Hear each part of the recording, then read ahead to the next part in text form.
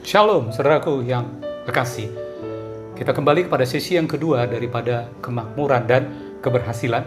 Dan kali ini kita spesial bicara tentang perpuluhan. Kenapa kita penting sekali mengembalikan perpuluhan?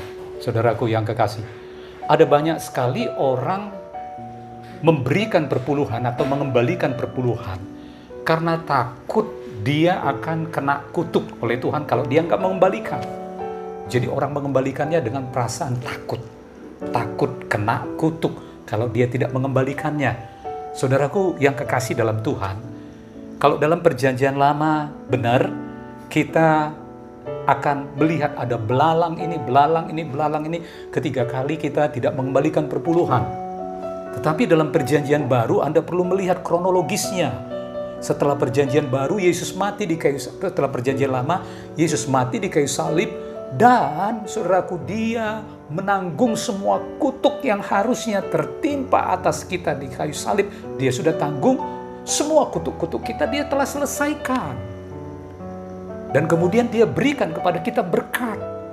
Jadi Anda dan saya bukan lagi orang yang di bawah kutuk, tapi Anda dan saya adalah orang yang ada di bawah berkat Kristus. Amin. Jadi sehingga kita kembalikan perpuluhan atau mengembalikan berkat bukan didasari motivasi yang salah tadi.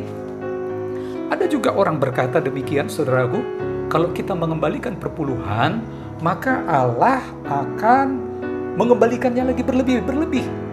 Jadi saudaraku yang kekasih, motivasi kita salah. Sepertinya kita menodong Tuhan nih. Tuhan, aku udah berikan ini. Nah sekarang bagianmu, berikan lagi berlimpah. Saudaraku, tidak demikian yang terjadi, saudaraku yang kekasih. Tetapi kita penting sekali mendapat pewahyuan yang benar dalam mengembalikan perpuluhan. Kita penting sekali mendapat kebenaran dalam perjanjian baru tentang mengembalikan perpuluhan. Nah, saudaraku yang kekasih, firman Tuhan berkata, kalau kita mengembalikan perpuluhan, kita harus perlu mengetahui hal yang pertama ini.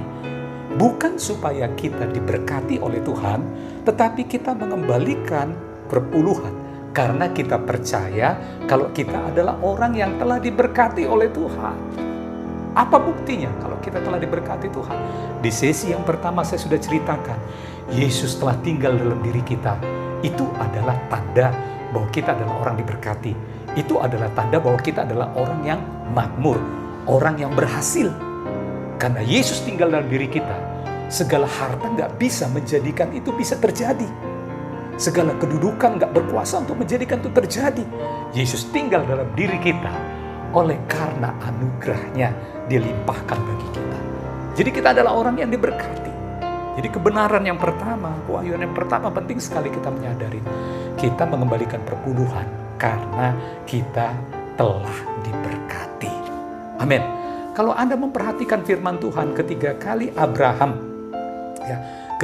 Abraham mengalahkan 4 raja, saudaraku yang kekasih. Ketiga kali itu Lot dan sisi keluarganya dirampas oleh 4 raja itu juga, Sodom dan Gomora dan yang lain.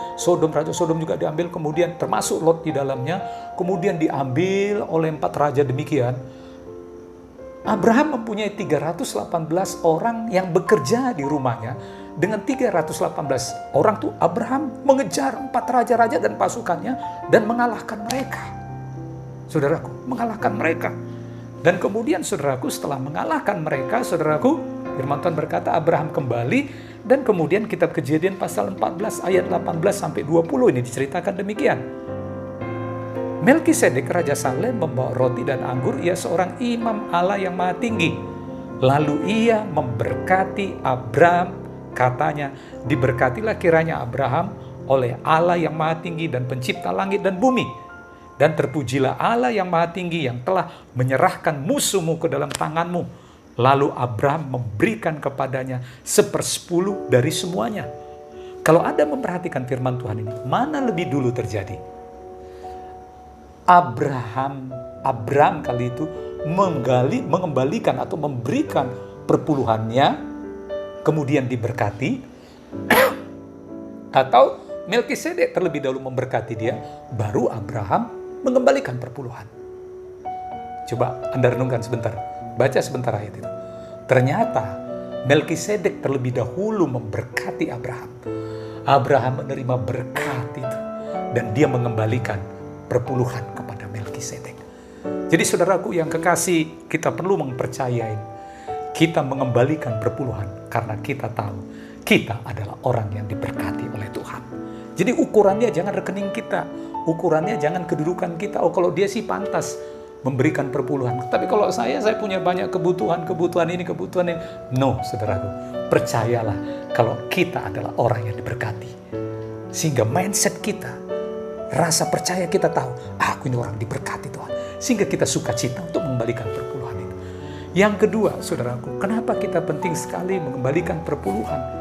Yang kedua, kalau Anda memperhatikan dalam firman Tuhan, ketiga kali kita mengembalikan perpuluhan, itu kita sedang memberi kesaksian kalau kita mempunyai Allah yang hidup, yang peduli sama kita, yang memperhatikan kita, dan Allah yang hidup itu memelihara kita. Firman Tuhan berkata demikian, kalau Anda pernah baca kitab Filipi, pasal yang keempat ayat yang ke-17, Allahku akan memenuhi segala keperluanmu menurut kekayaan kemuliaannya. Jadi kita dipenuhkan segala kebutuhan kita menurut kekayaan kemuliaan Tuhan. Kita bisa saja bekerja, kita bisa saja beraktivitas dan yang lain-lain. Memang perlu kita bekerja, perlu kita beraktivitas, perlu kita inovasi dan yang lain-lain. Tapi perhatikanlah, firman Tuhan berkata, Allahku memenuhi segala keperluanmu menurut kekayaan kemuliaannya. Jadi melebihi daripada apa yang kita kerjakan, melebihi daripada apa yang kita upayakan. Karena ukuran Allah mencukupkan apa yang kita butuhkan adalah ukurannya kekayaan kemuliaannya. Amin. Bukan berdasarkan pekerjaan kita, pekerjaan itu bagus sekali. Bukan berdasarkan segala usaha kita, tapi izinkan kita dipenuhi segala kebutuhan kita menurut kekayaan dan kemuliaannya. Jadi pekerjaan kita menjadi saluran, tapi Allah kita adalah sumber. Amin. Pekerjaan kita, income kita, melalui pekerjaan kita, melalui proyek kita, atau aktivitas kita yang lain, itu adalah saluran. Tapi Allah kita, Allah yang hidup itu adalah sumbernya. Jadi dia bisa membukakan saluran-saluran yang luar biasa, banyak kepada kita, melampaui yang kita pikirkan. Amin, saudara yang kasih. Jadi pekerjaan kita, aktivitas bisnis kita, itu namanya saluran. Tapi Allah kita adalah sumbernya. Itulah sebabnya ketiga kali kita mengembalikan perpuluhan, itu kita sedang memberikan kesaksian kalau kita punya Allah yang hidup, yang memelihara kita. Kembali Anda bisa baca dalam kitab Ibrani pasal yang ke-7. Ini kembali peristiwa tentang Abraham dan Melkisedek. Nanti Anda baca dalam buku Anda itu Ibrani pasal 7 ayat 1 sampai 10. Tapi saya akan membacakan hanya beberapa ayat saja dalam firman Tuhan. Ayat pertama sampai ayat yang keempat dikatakan, sebab Melkisedek adalah Raja Salem dan imam Allah yang maha tinggi. Ia pergi menyongsong Abraham ketika Abraham kembali dari mengalahkan raja-raja dan memberkati dia. Kepadanya pun Abraham memberikan 1/10 dari semuanya. Menurut arti namanya, Melkisedek adalah pertama-tama Raja Kebenaran. Dan juga Raja Salem, yaitu Raja Damai Sejahtera. Ia tidak berbapa, tidak beribu, tidak bersilsilah. Harinya tidak berawal dan hidupnya tidak berkesudahan. Dan karena ia dijadikan sama dengan anak Allah, ia tetap menjadi imam sampai selama-lamanya. Jadi Melkisedek itu sebenarnya gambaran Yesus sendiri. Jadi Abraham memberikan perpuluhan kepada Melkisedek sebenarnya gambaran dia sedang memberikan kepada Yesus sendiri. Amin. Amin, saudara. Dan firman Tuhan berkata gini, camkanlah ayat yang keempat, camkanlah betapa besarnya orang itu yang kepadanya Abraham bapak leluhur kita memberikan 1/10 dari segala rampasan yang paling baik. Camkanlah betapa besarnya orang itu yang memberkati Abraham itu. Dan Abraham mengembalikan 1/10 daripada. Betapa besarnya dia, Allah yang memberkati Abraham itu. Begitu juga dengan Anda, betapa besarnya Allah yang memberkati kita. Dan kemudian firman Tuhan berkata ayat yang ke-8. Dan di sini manusia-manusia fana menerima persepuluhan.